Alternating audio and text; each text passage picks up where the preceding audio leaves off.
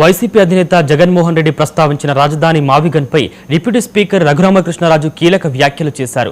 మావిగన్ వస్తుందన్న పగటికలను మానేయండి అంటూ కౌంటర్ ఇచ్చారు.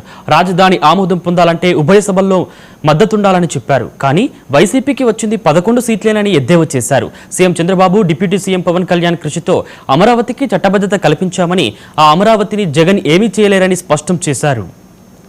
అదే పనిగా పదే పదే మావిగన్ వస్తుంది, నేను వస్తాను, మావిగన్ తెస్తాను ఆయన అంటున్నారు.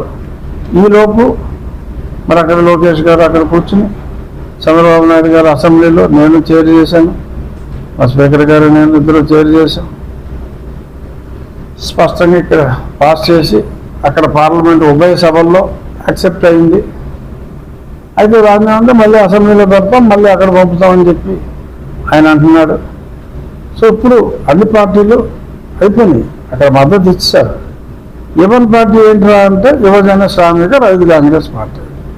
ఈ యూస్రారై పార్టీ దాన్ని ఆమోదించాలి అని అంటే అక్కడ సరే ఇక్కడే రాదు, ఎలాగో అది వేరే విషయం.